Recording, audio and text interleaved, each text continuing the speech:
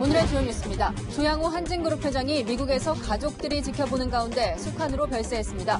폐 질환을 알아왔던 조 회장은 작년 말부터 미국에서 요양 중이었습니다. 문재인 대통령이 박영선, 김현철 장관 등 5명의 신임 장관을 임명했습니다.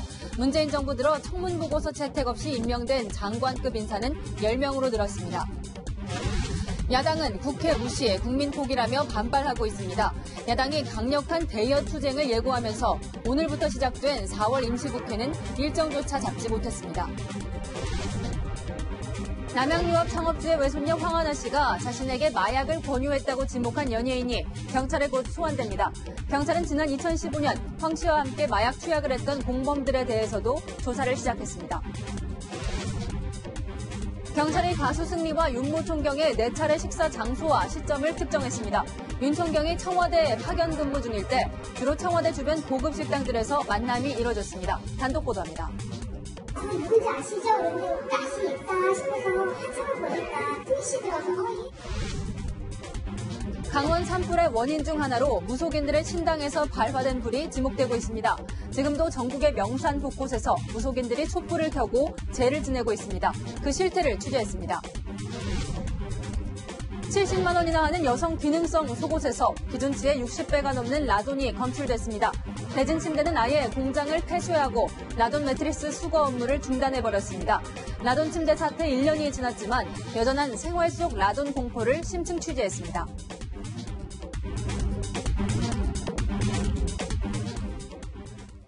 여러분 안녕하십니까? 우리나라 항공과 물류산업의 주역 조양호 한진그룹 회장이 별세했습니다. 폐질환을 앓았던 조 회장은 그동안 미국에서 치료와 요양 중이었습니다. 고 조양호 회장은 자녀 갑질 사건부터 시작된 한진 일가에 대한 수사로 재판을 받아왔고 불과 2주 전 대표이사직에서 20년 만에 밀려나기도 했습니다. 네, 한진그룹은 비상경영체제에 돌입했습니다. 저 소식 김윤수 기자입니다. 담장에 걸려있던 행사 현수막이 서둘러 거치고 대한항공을 상징하는 깃발은 조기로 개양됐습니다. 조양호 한진그룹 회장이 오늘 새벽 미국 LA의 한 병원에서 별세했습니다. 향년 70세입니다. 폐질환을 앓아왔던 조 회장은 지난 연말부터 미국에서 요양 중이었는데 최근 병세가 악화된 것으로 알려졌습니다. 장남인 조원태 대한항공 사장을 포함한 가족들이 모두 고인의 임종을 지켰습니다. 부인 이명희 전 이루재단 이사장과 차녀 조현민 전 전무는 현지에서 병간호 중이었고 조 사장과 장녀 조현아 전 부사장은 주말에 급히 출국한 것으로 알려졌습니다. 한진그룹 측과 유족들은 운구와 향후 장례 일정 등에 대해 논의 중입니다. 다만 국내 운구까지는 행정 절차가 필요해 나흘에서 일주일 정도 걸릴 전망입니다. 한진그룹 측은 조용히 장례를 치르고 싶다는 유족의 뜻을 전했고 아직 사내에는 추모 공간도 마련되지 않았습니다. 조 회장의 갑작스런 별세로 한진그룹 측은 비상경영체제에 돌입했습니다. 항공업계를 비롯한 재계는 조 회장이 항공업 발전 등 경제에 기여한 공이 크다며 일제히 애도의 뜻을 표했습니다. 채널A 뉴스 김윤수입니다. 조양호 회장 일가는 가족 문제로 바람잘 날 없었습니다. 첫째 딸의 땅콩 회항 사건, 그리고 둘째 딸의 물컵 갑질, 여기에 부인의 폭행 논란까지 국민의 지탄 속에 정부기관 11곳에서 수사받고 조사받았습니다. 굴곡 많았던 5년을 박지혜 기자가 정리했습니다. 오늘 조양호 회장의 배임, 횡령 등 혐의 관련 재판이 열릴 예정이었던 법정입니다. 조 회장의 별세 소식에 재판은 다음 달로 미뤄졌습니다. 내일 잡혀있던 아내 이명희 씨와 장녀 조현아 전 대한항공 부사장의 외국인 가사 도우미 불법 고용 혐의 관련 첫 공판도 다음 달로 연기됐습니다. 조 회장은 5년 전 조현아 전 부사장의 땅콩 회항 사건으로 고개를 숙였습니다. 대한항공의 회장으로서 또한 조현아의 애기로서 국민 여러분의 너그러운 용서를 다시 한번 바랍니다. 지난해에는 차녀 조현민 전 전무의 물컵 갑질과 아내 이명희 씨의 운전기사와 가사도우미 상대 폭언, 폭행 논란이 잇따랐습니다. 조 회장과 일가족을 상대로 경찰과 검찰, 관세청과 국세청 등 11개 정부기관이 전방위 수사에 들어갔습니다. 결국 조 회장도 270억 원대 배임, 횡령 혐의로 재판에 넘겨졌고 성실껏 수사해 나가겠습니다. 앞으로 회장직을 계속 유지하실 겁니까? 지난달 대한항공 주주총회에선 주요 주주인 국민연금 등이 등을 돌리면서 사내이사 연임에 실패했습니다. 폐질환 수술 받으셨고 좀 계속 많이 좋아졌다가 주총 이후에 조금 또 나빠지셨다고 하는데 본인과 가족을 둘러싼 이딴 악재와 소송이 병세를 악화시켰다는 분석도 나옵니다. 채널A 뉴스 박지혜입니다. 수송 보국, 운수산업으로 국가에 기여하겠다는 뜻입니다. 조양호 회장은 선대부터 이어진 신념에 따라 우리 항공산업을 세계적인 수준으로 높였다는 평가를 받고 있습니다. 조 회장과 한진이 걸어온 길을 이현용 기자가 되돌아봤습니다. 지난 1945년 조양호 회장의 부친인 조중훈 전 회장이 인천에서 트럭 하나로 창업한 한진 상사가 한진그룹의 모토였습니다. 주한미군과의 화물 수송 계약, 1960년대 베트남 전쟁 당시 현지 수송 사업을 통해 급성장했습니다. 우리나라 한진 상사에서는 월남인의 기술 훈련과 인력 활용을 위해 월남인 기술 훈련소를 세웠습니다. 정부로부터 적자 투성이인 대한항공공사를 인수하기로 결정한 때는 1969년. 대한항공의 초대형 전보제트기 보잉 747기가 태평양 횡단 미주 노선에 첫 취항했습니다. 해운까지 진출하며 한진그룹은 육해공 물류를 모두 아우르는 글로벌 기업으로 거듭났습니다. 1974년 대한항공에 입사한 조양호 회장은 부친이 타계한 뒤 2003년 한진그룹 회장에 오릅니다. 형제 간 경영권 다툼을 거친 한진그룹은 차남 조남호의 한진중공업, 삼남 조수호의 한진해운, 사남 조정호의 메리츠금융으로 나뉘었습니다. 대한항공 회장으로 취임하기 전 74곳이었던 대한항공의 취향 도시는 지난해 124곳으로 확대됐고 매출은 3배로 성장했습니다. 조 회장은 세계 항공 동맹체인 스카이팀 창설을 주도했고 2008년엔 저비용 항공사의 경쟁력을 내다보고 진에어를 창립했습니다. 국제 항공업계의 영향력을 바탕으로 올림픽 유치에 앞장서 국가 위상을 드높였다는 평가도 받습니다. 수송 보국의 일념으로 45년을 항공업계에 몸담았던 조양호 회장. 국내 항공산업의 선구자 역할을 마치고 다시 하늘로 돌아갔습니다. 채널A 뉴스 이현용입니다. 조 회장의 갑작스러운 별세에 경영권 승계에도 관심이 집중되고 있습니다. 유족들의 보유 지분은 적은데 1,700억 원이 넘는 상속세 부담도 있어 가족 승계가 쉽지만은 않을 것이란 전망이 나옵니다. 이어서 김지환 기자입니다. 지난달 대한항공 주주총회에서 66.6%의 우호 지분을 확보하지 못해 대표이사 지위를 잃은 조양호 회장. 64.1%, 35.9%가 반대를 했습니다. 정관상 이결 증족수인 3분의 2를 충족하지 못했기에 부결되었습니다. 이후 장남인 조원태 대한항공 사장 중심 체제로 전환이 예고됐던 만큼 큰 혼란은 없을 것이라는 전망이 나옵니다. 문제는 경영권 승계 과정에서 드러날 수 있는 취약한 지배구조입니다. 한진그룹은 지주회사인 한진칼을 정점으로 대한항공과 진에어 등이 이어집니다. 한진칼의 최대 주주는 17% 넘게 보유한 조 회장이지만 세 자녀의 지분은 모두 합쳐도 7%를 넘지 못합니다.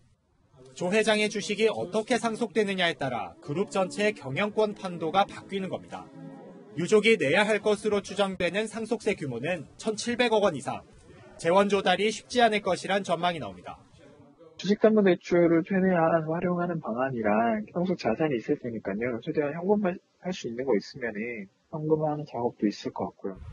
조 회장의 보유 지분 가운데 일부를 현금화해 상속세로 납부한다면 2대, 3대 주주인 KCGI와 국민연금의 합산 지분에 밀릴 수 있다는 분석도 나옵니다. 채널A 뉴스 김지환입니다.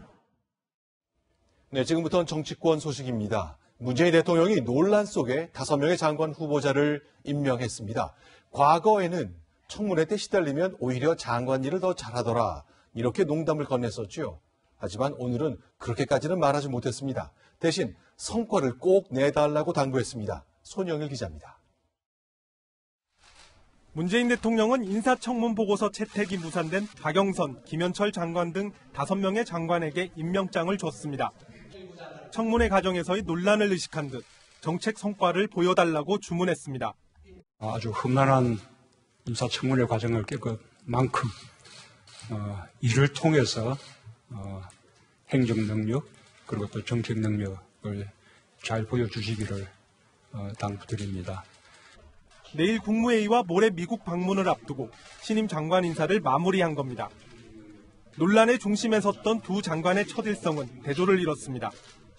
박영선 장관은 강한 중기부를 만들겠다며 목소리를 높였고, 새로운 경제 주체가 자부심을 느낄 수 있도록 강한 중소벤처기업부가 되도록 최선의 노력을 다하겠습니다. 이념 편향 논란에 휘말렸던 김현철 통일부 장관은 소통을 언급하며 몸을 낮췄습니다. 대북 정책을 둘러싸고 우리 사회 내부에 다양한 의견 차이들이 있습니다. 이 의견 차이들이 화음이 될 수 있도록 적극적으로 소통을 하겠습니다. 문재인 정부 출범 2년도 안 돼 청문 보고서 채택 없이 임명한 장관급 인사가 10명으로 늘어나면서 문 대통령의 국정 운영 부담도 커지게 됐습니다. 채널A 뉴스 손영일입니다. 네, 지금 보시는 임명 강행에 야당은 반발했습니다. 그 바람에 오늘 문을 연 4월 임시국회도 일정을 전혀 못 잡았습니다. 그런데 여기서 기억해야 할 것이 있습니다. 국회가 지난주 이른바 일하는 국회법을 통과시켰다는 겁니다. 이민창 기자입니다. 자유한국당은 문재인 정부를 오만과 독선, 교통정권으로 규정했습니다. 기어코 내 사람이 먼저라고 임명한다면 저희로서는 대통령이 대한민국과 국민을 포기한 것이다라고 생각할 수밖에 없습니다. 결사각오로 저항하겠다며 최고수위의 대여투쟁도 예고했습니다. 바른미래당은 인사검증 실패의 책임을 물어 조국 대통령 민정수석을 경질해야 한다고 강조했고, 이제라도 대통령은 무능과 무책임의 상징이 된 조국 민정수석을 경질해야 합니다. 민주평화당은 국민적 의혹이 해소되지 않았다고 지적했습니다. 충분한 해명이 따르지 않은 채 그저 일방적으로 임명하는 것은 국민적인 공부를 자아낼 우려가 크다. 냉랭한 분위기 속에 4월 임시국회 의사일정조차 잡지 못한 여야. 대신 인사청문제도 개선의 의견을 모으고 현재 발의된 60개 관련 법안에 대한 논의를 시작하기로 했습니다.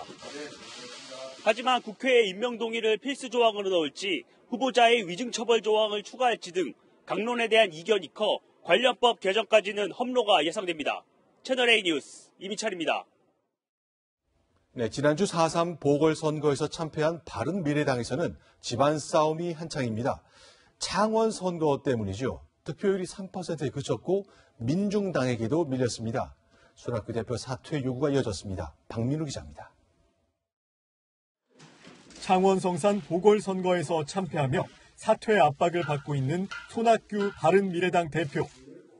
오늘은 당 지도부 가운데 바른정당 출신인 하태경, 권은희, 이준석 최고위원이 회의를 보이콧해 손 대표와 김관영 원내대표 단 둘이서 최고위원회를 진행했습니다.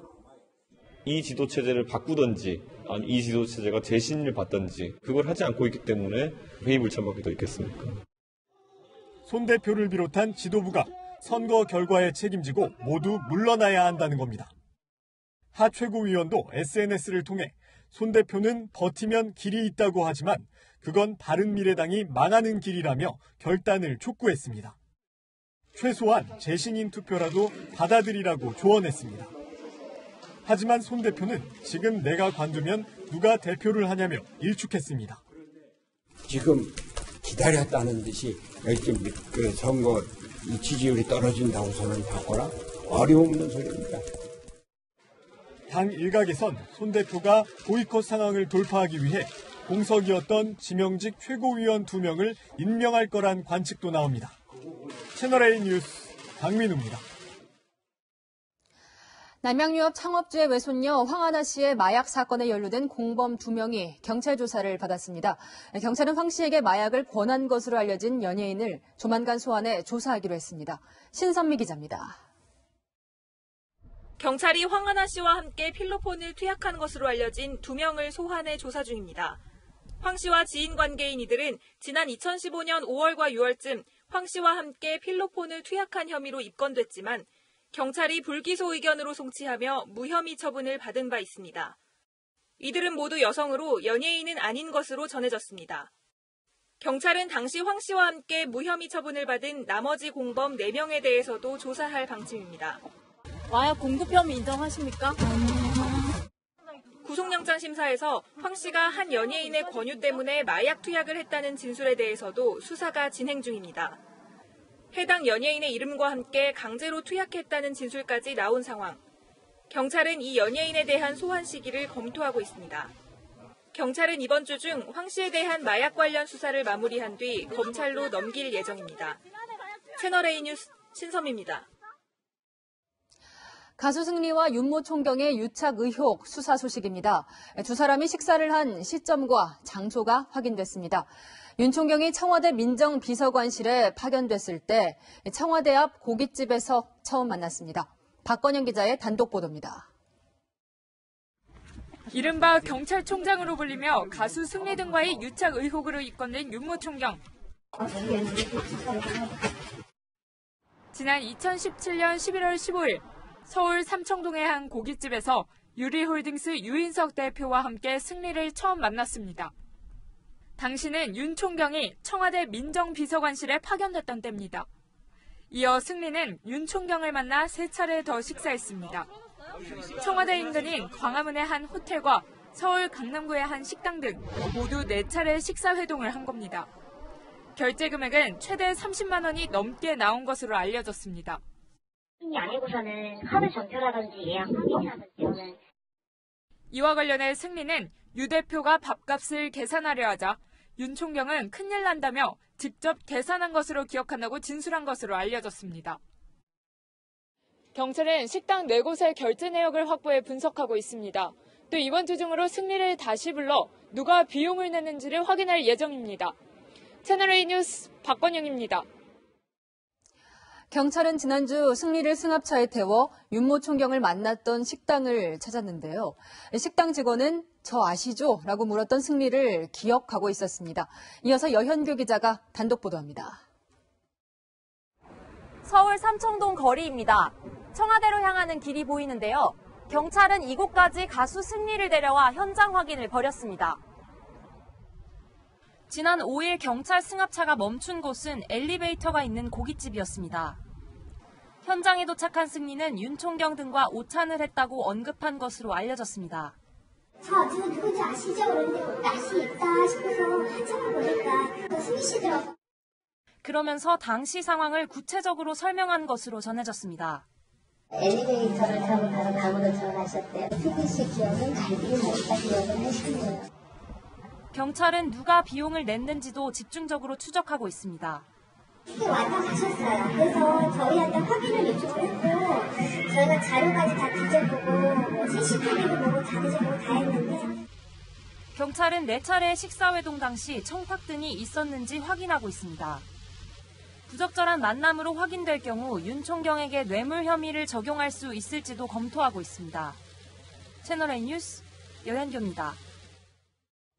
네, 김학의 전 법무차관이 이용했다는 강원도 별장은 제3자에게 팔렸습니다. 그런데 뇌물 공여 혐의를 받고 있는 건설업자인 윤종천 씨가 최근까지도, 그러니까 문제의 성관계 동영상이 공개된 뒤에도 로비 장소로 이 별장을 이용했다는 증언이 나왔습니다.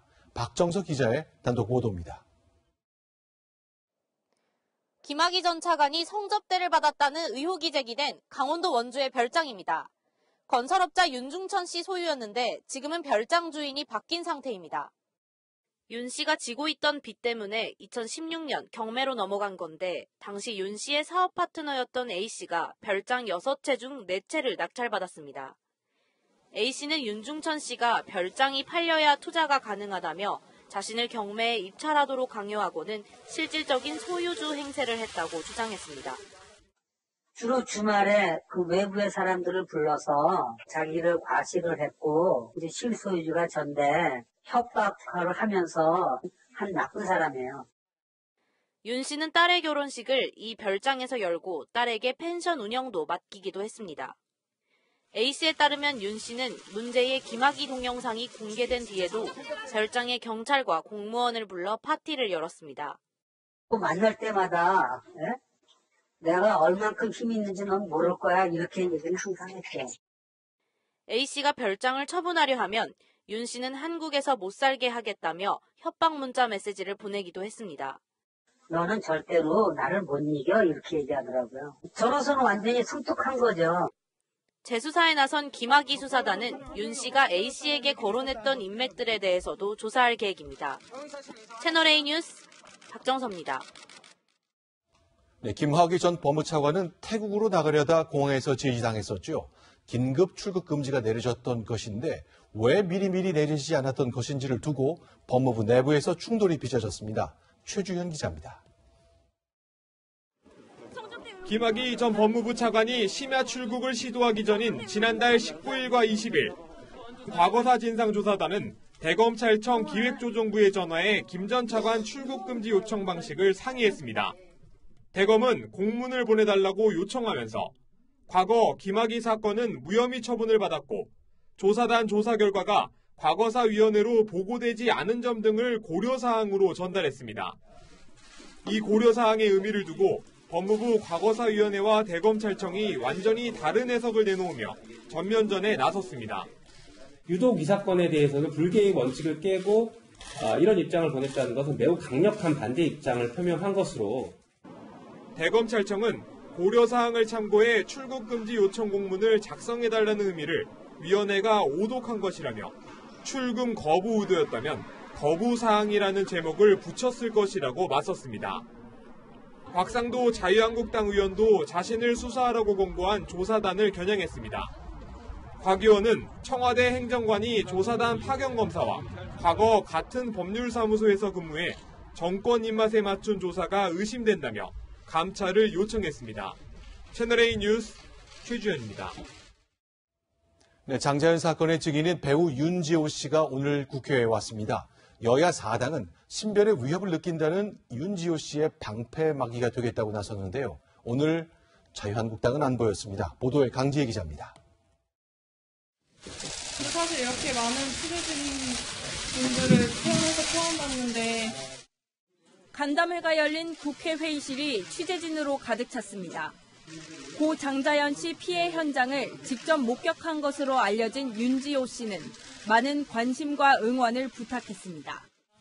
또 제가 가장 싫어하는 말 중에 악법도 법이라는 말이 있습니다. 법 위에 선 사람들에게서 저를 구원해 주셨다고 저는 생각이 들 정도로 많은 응원과 힘을 얻고 있습니다. 간담회에는 사복 차림의 여성 경찰관 등 3명이 동행해 윤 씨를 밀착 경호했습니다. 간담회에는 자유한국당을 제외한 여야 4당 의원들이 참석해 윤 씨와 함께하겠다고 강조했습니다. 대한민국의 권력형 범죄를 뿌리 뽑을 수 있도록 진실 밝히는 데 나서주신 윤지호 씨의 방패막이 되자. 윤지호와 함께 동행하는 그런 의원 모임을 결성할 것에 함께 마음을 모았고요. 이 자리에서 장자연 사건을 성접대가 아닌 성폭행 사건으로 규정하고 아직 특정되지 않은 가해자를 밝혀내야 한다는데 공감대를 이룬 것으로 전해졌습니다. 채널A 뉴스 강지혜입니다.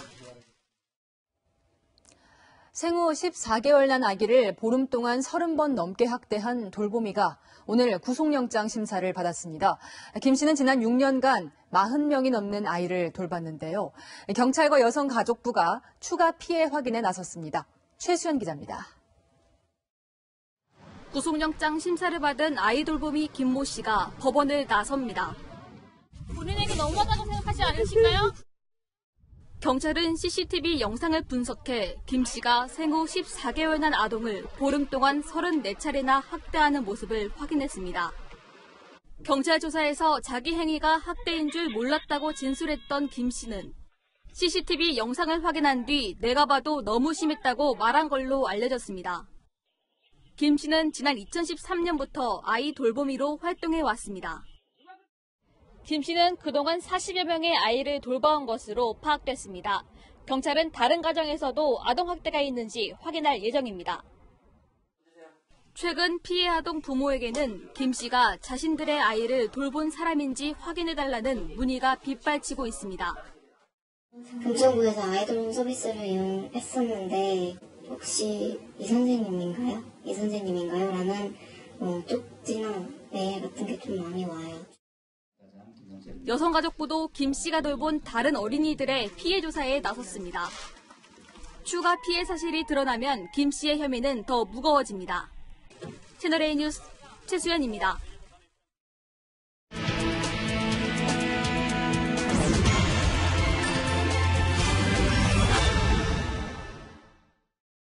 네, 라돈이 나오는 침대 파문이 터진 지 1년이 다 돼갑니다. 저희가 점검을 해봤더니 뒤처리가 문제입니다. 그 침대를 판 대진 침대는 아예 공장을 폐쇄하고 매트리스 수거도 중단해버렸습니다. 더 깊은 뉴스에서 집중 진단합니다. 먼저 김유림 기자가 보도합니다.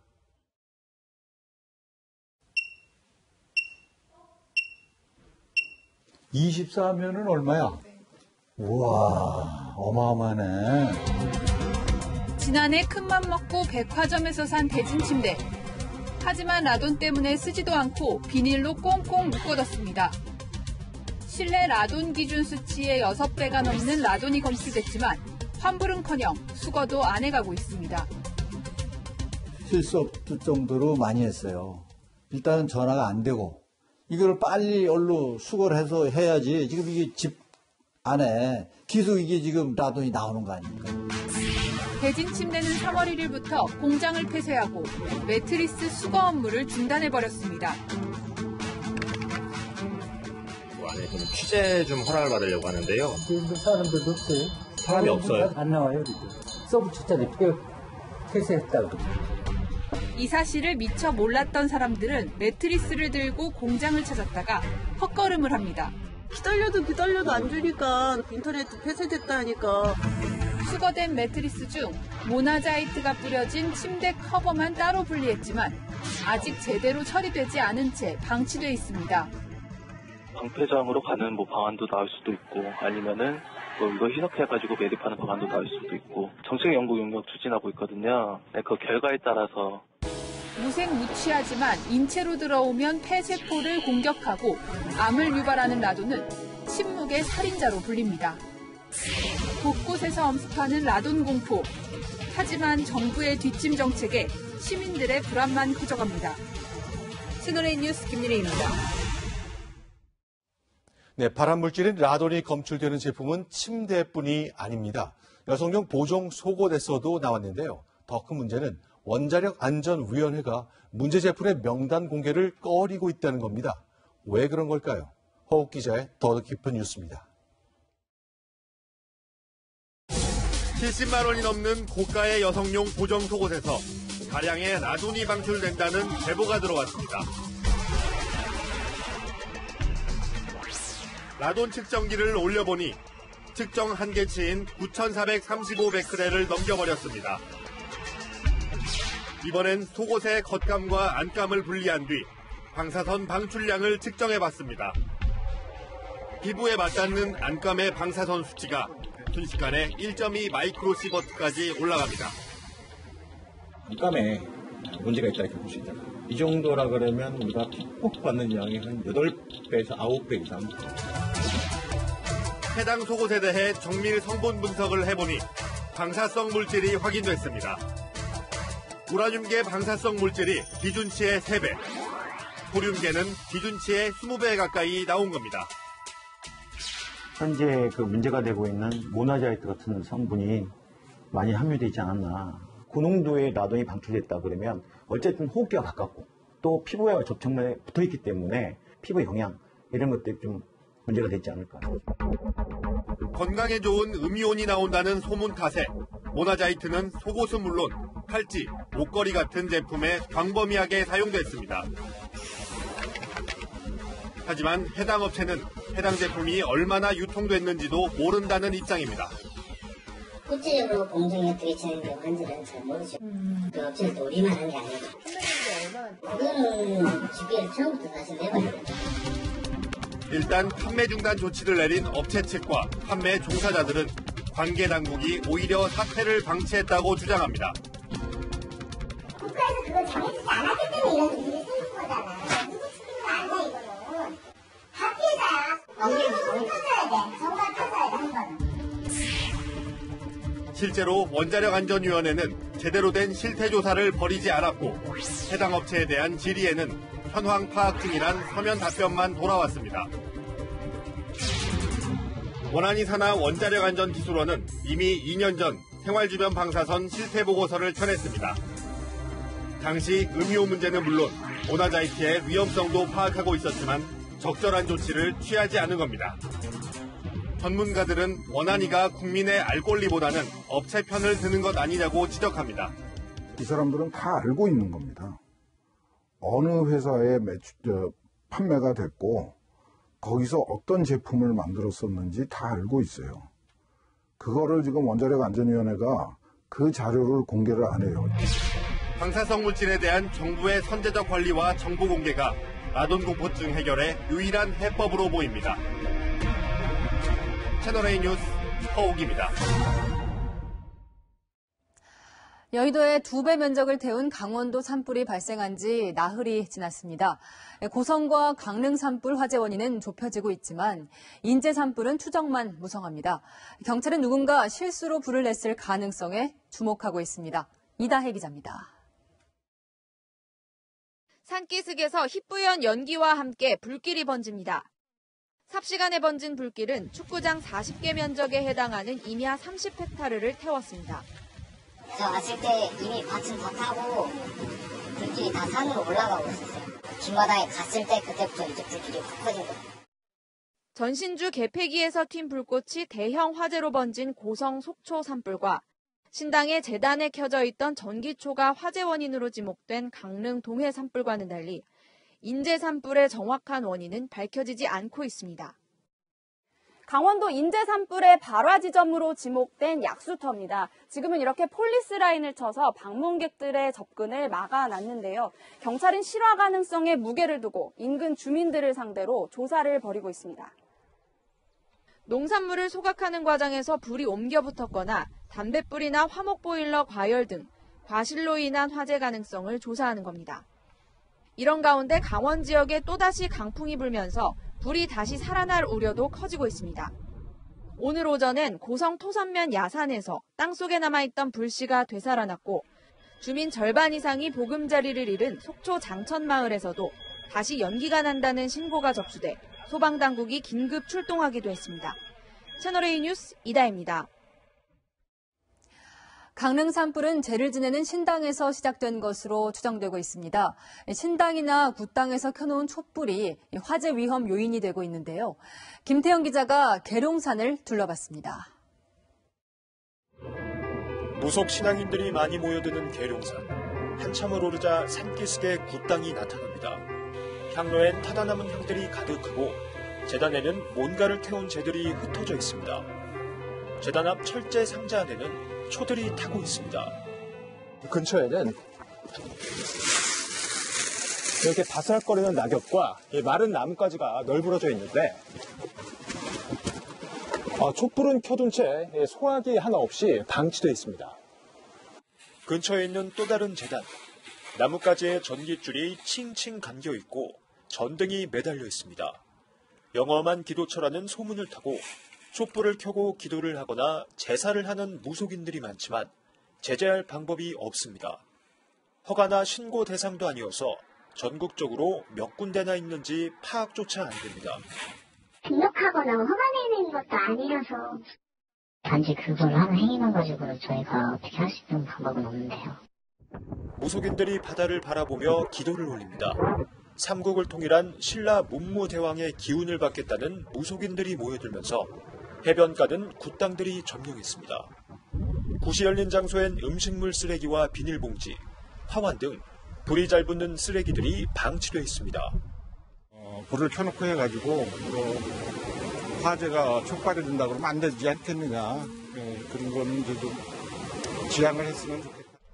지자체가 무속행위 자제를 촉구하는 현수막을 내걸고 정기적으로 굿당을 철거하고 있지만 역부족입니다. 적이냐고요? 그렇지는 않습니다. 무속인들이 활동할 수 있는 구역을 지정하는 등 산불 피해를 막기 위한 대책이 필요하다는 지적입니다. 채널A 뉴스 김태형입니다. 산불로 임시 휴교령이 내려졌던 강원 지역 학교들은 오늘 수업을 재개했습니다. 교복은 물론 책까지 불타 낙담한 학생들이 많습니다. 이지훈 기자가 만나봤습니다. 내년이면 고3 수험생이 되는 엄홍근 군의 집은 이번 화재로 잿더미가 됐습니다. 화마는 교복 한 벌조차 남기지 않았습니다. 결국 사복 차림으로 학교에 다녀왔지만 당장 4주 앞으로 다가온 중간고사가 걱정입니다. 안에 있던 거 다 타가지고 교복도 탔어요. 교과서랑 노트 같은 거에 다 타가지고 공부도 못하고 당장 잘 것도 없고 그래서 막막하네요. 대형 산불로 임시 휴교령이 내려졌던 고성과 속초, 강릉 동해 지역 52개의 초중고등학교가 오늘 수업을 재개했지만 학교들은 여전히 어수선한 모습이었습니다. 학교 시설 곳곳에 화재의 흔적이 그대로 남아있는 데다 학생은 물론 교사 상당수가 이재민이 된 겁니다. 12명이 처참한 화마를 당한 거죠. 뿔뿔이 흩어져서 대피를 하고 있기 때문에 오늘과 내일은 담임 선생님들이 등하교를 도맡아 주시고 학부모들도 걱정이 앞섭니다. 하루 종일 우리 아이들이 공부를 해야 되니까 지금 마스크를 끼고 이제 수업도 하기도 하지만 빨리 정리가 잘 됐으면 좋겠어요. 화재 피해를 입은 학생들에 대해선 학습에 앞서 정신적 치료가 우선돼야 한다는 목소리도 나옵니다. 채널A 뉴스 이지훈입니다. 화마가 휩쓸고 간 강원 산간 지역에 내일 밤부터 폭설이 예보돼 있습니다. 며칠 일찍 내리지 하는 아쉬움도 있지만 적어도 며칠 동안 불씨가 살아날 가능성은 줄 것으로 보입니다. 이상현 기자입니다. 내일 밤부터 강원도 산간 지역에는 최고 15cm가 넘는 눈이 예보됐습니다. 대설특보가 예상될 정도로 많은 양입니다. 대관령을 기준으로 눈이 10cm 이상 내리면 지난 2011년 이후 8년 만에 보는 4월의 폭설로 기록될 전망입니다. 동해의 습기를 머금은 동풍이 북쪽에서 내려오는 찬 공기와 만나 눈구름이 형성돼 내리는 겁니다. 지난달 31일 경상남도를 시작으로 전국에 확산된 건조특보가 9일째 이어져 온 상황. 이맘때 낙엽이 머금은 습기는 최대치의 10%에 불과해 평소보다 발화율이 30배 정도 높습니다. 내일 눈이 내리면 주말까지는 안심할 수 있을 것으로 보입니다. 강원도 지역의 척박한 토양 그리고 지역적인 그런 강풍의 영향으로 인해서 산불 안전 기간은 이틀이나 3일이 될 것으로 예상하고 있습니다. 산림과학원은 대기에 습기가 유입되는 5월 중순까지는 산불 공포에서 자유롭지 못할 것으로 내다봤습니다. 채널A 뉴스 이상현입니다. 네, 지금부터는 한반도 안보 소식입니다. 자유조선의 습격을 받은 스페인 주재 북한 대사관 앞에서 기습 시위가 벌어졌습니다. 이번에는 국내 탈북민 단체였습니다. 김정은을 비판하는 전단을 1000장 넘게 담장 안으로 던져넣었습니다. 김윤정 기자입니다. 탈북민 단체 회원 4명이 스페인 주재 북한 대사관 앞에서 기습 시위를 벌인 것은 그제 오후. 형을 살해한 김정은 위원장을 비난하는 전단 1000여 장을 대사관 담장 안으로 던져넣었습니다. 시위대는 북한 대사관의 신고로 현지 경찰이 출동하면서 철수했습니다.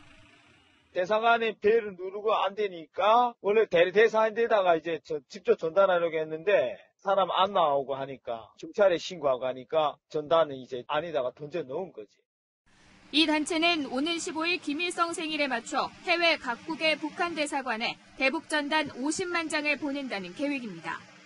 통일부는 우려를 표명했습니다. 전단 살포를 비롯한 모든 적대 행위를 중지하고 합의 사항들이 잘 이행될 수 있도록 그렇게 노력해 나간다는 입장에는 변함이 없고요.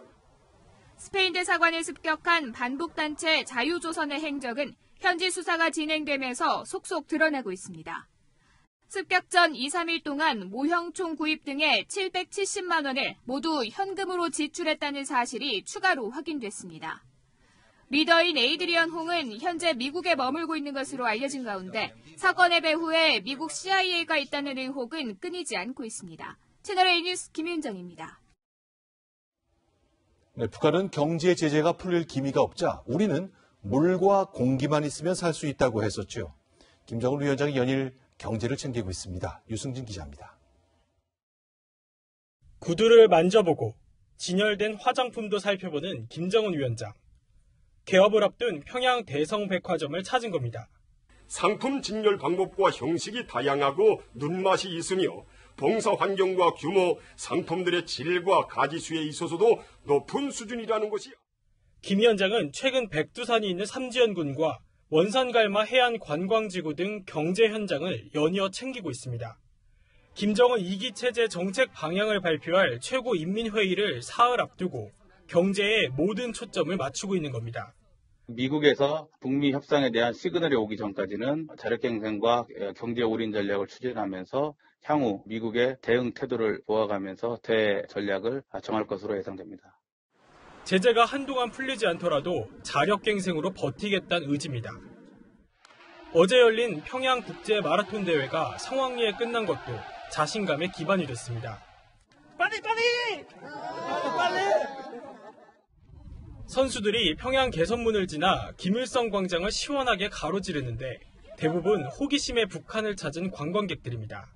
But this year we brought in around 500 tourists. That's just Korea tours alone, so that's a very good result compared to the just over 200 we had last year. 하지만 올 하반기면 경제 체력도 바닥날 것으로 보여 조만간 미국과 다시 마주 앉을 것이란 관측도 나옵니다. 채널A 뉴스 유승진입니다. 네, 육군과 공군의 새 참모총장이 발표됐습니다. 면면을 보면 합동참모본부 출신이 약진한 것이 두드러집니다. 한마디로 합참 전성시대가 열린 거죠. 보도에 강병규 기자입니다. 신임 육군참모총장으로 서욱 합참작전본부장이 내정됐습니다. 육사 41기로 임관한 서 내정자는 25사단장과 합참작전부장, 제1군단장 등 역임한 대표적인 작전통입니다. 공군참모총장에는 원인철 합참차장이 내정됐습니다. 원내정자는 공사 32기로 공군작전사령관과 합참군사지원본부장 등을 지냈습니다. 해병대 사령관에는 정책과 작전, 교육 분야 최고 전문가로 꼽히는 이승도 합참 전비태세 검열단장이 내정됐습니다. 말 그대로 합참 전성시대입니다. 첨단 과학기술이 동원되는 미래 전장에 맞춰 육해 공군과 해병대 합동 작전 경험이 있는 장성들이 각군 최고 지휘관에 발탁된 겁니다. 합참에 있는 분들이 많이 대장으로 승진해서 나갔는데요. 그만큼 이제 합동성을 강화하고 그리고 이제 연합 작전을 더 강화해 나가겠다라는 그런 포석이 있다라고 봅니다. 이외에도 연합사 부사령관에는 최병혁 육군참모차장이, 지상작전사령관에는 남영신 군사안보지원 사령관이 내정됐습니다. 이번 인사는 내일 국무회의 의결을 거쳐 문재인 대통령이 임명할 예정입니다. 채널A 뉴스 강병규입니다. LPGA 투어 아나인스퍼레이션은 우승자가 호수에 풍덩 빠지는 게 전통인데요. 올해는 고진영이 세계 첫 메이저 대회 우승으로 호수에 연인이 됐습니다. 이민준 기자입니다. 8번 홀. 버디 찬스에서 퍼트한 공이 그대로 홀컵에 빨려 들어가고 고진영은 몸을 숙이며 감격의 눈물을 흘립니다. 4라운드 합계 10언더파 278타. 세계 첫 메이저 대회 우승이었습니다. 대회 전통대로 고진영은 캐디와 함께 호수에 빠지며 우승자에게만 허락되는 특권을 만끽했습니다. 호수의 여인이 된 5번째 한국 선수입니다. 2014년 박지은을 시작으로 유선영, 박인비, 유소연에 이어 고진영이 영광을 누렸습니다. 고진영은 언젠가 호수 세레머니를 하고 싶었는데 오늘이 바로 그날이라며 감격스러워했습니다. 그린 적중률 80%가 넘는 정교한 아이언샷으로 공을 홀컵 바로 옆에 붙이고 올해 바뀐 룰에 따라 깃대를 꼽고 퍼팅하면서 정확도가 높아졌습니다. 지난해 신이 난 고진영은 올해에 벌써 2승을 챙겼고 오늘 우승으로 세계 랭킹 1위에 올라설 전망입니다. 고진영과 끝까지 혈투를 벌인 이미향이 2위, 김인경이 4위를 차지하는 등 한국 선수들이 상위권을 휩쓸었습니다. 오늘 고진영의 우승으로 한국 선수들은 시즌 5승째를 합작하며 여전히 LPGA 무대를 주도하고 있습니다. 채널A 뉴스 이민준입니다. 아랍의 봄 이후에도 혼란이 계속되던 리비아가 사실상 내전에 들어갔습니다. 미군도 일시 철수했는데요. 9달 전 피랍된 한국인에 대한 우려도 커지고 있습니다. 황아람 기자입니다. 전투기가 공중에서 미사일 수십 발을 쏘자 지상의 목표물이 순식간에 화염에 휩싸입니다. 리비아 정부군이 군벌 세력을 향해 공습에 나선 겁니다. 카다피 정권이 축출된 이후 리비아는 반으로 쪼개졌습니다. 서쪽은 서방의 지원을 받는 정부군이, 동쪽은 반정부 군벌이 점령했습니다. 그런데 지난주 군벌이 자신들의 근거지인 벵가지를 이탈해 수도 트리폴리로 진격을 선언하면서 양측이 정면 충돌했습니다.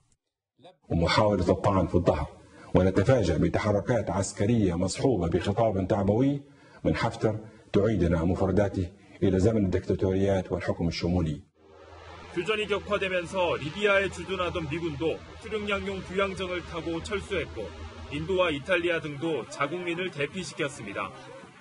안전에 대한 우려가 커지는 가운데 지난해 리비아 무장 세력에게 납치된 한국인의 석방 소식은 9달이 지나도록 전해지지 않고 있습니다. 피랍 한국인의 완전한 석방까지 도와달라는 부탁을 드렸습니다만 오늘 또 장관님께 역시 같은 부탁을 드립니다. 카다피 독재 정권이 축출된 지 8년 만에 리비아가 다시 극심한 혼란에 빠져들고 있습니다. 채널A 뉴스 황아람입니다. 외교부가 지난 4일 한 스페인 차관급 회담에서 구겨진 태극기를 내건 책임으로 담당 과장을 보직 해임했습니다. 앞서 외교부는 지난달 영문 보도자료를 배포하면서 발틱 3국을 발칸으로 오기했고 문재인 대통령이 말레이시아를 국빈 방문했을 당시 인도네시아어로 인사하는 등 기강이 해이해졌다는 지적이 잇따랐습니다. 내일은 우산 챙겨 나오셔야 됩니다. 건조함을 해소해줄 반가운 단비 소식이 전국에 있는데요. 내일 정오 무렵에는 제주와 전남에서 비가 시작돼 저녁 6시쯤에는 전국으로 확대되겠습니다. 강원 산지와 경북 북동 산지에는 내일 밤부터 모레 새벽 사이에 본격적으로 눈이 내려 쌓일 텐데요. 제주와 남해안에는 최고 80mm, 제주 산지 많은 곳에는 120mm, 영동과 충청 이남에는 10에서 40mm의 많은 비가 쏟아지겠고요. 강원 산지 많은 곳에는 무려 15cm의 적설이 예상됩니다. 강풍도 여전히 비상입니다. 내일도 해안과 내륙에는 초속 10m 안팎의 강한 바람이 예상되는데요. 내일 바다의 물결은 남해와 서해 먼바다에서 최고 4m까지 매우 높게 일겠습니다. 내일 아침 기온 서울과 대구가 7도 등으로 평년과 비슷한 기온 보이겠고요. 한낮에는 전국이 15도 안팎까지 오르고 오늘보다는 다소 낮겠습니다. 바람이 강해서 쌀쌀하겠습니다. 비가 그치고 수요일에는 북풍이 불어들면서 반짝 추워지겠습니다. 목요일부터는 다시 기온이 오르면서 봄 기운이 더욱 깊어질 전망입니다. 날씨였습니다. 50대, 60대 막내들이 나섰다. 강원도 산불 복구 현장에선 이런 목소리가 들립니다. 이 마을의 막내인 5060 세대들이 더 나이가 많은 어르신들을 돕기 위해서 자원봉사에 발벗고 나선 겁니다. 누구에겐 은퇴할 나이지만 생각만 달리하면 여전히 젊음이고 청춘입니다. 50대, 60대 청년들에게 박수를 보냅니다. 뉴스 마치겠습니다. 고맙습니다.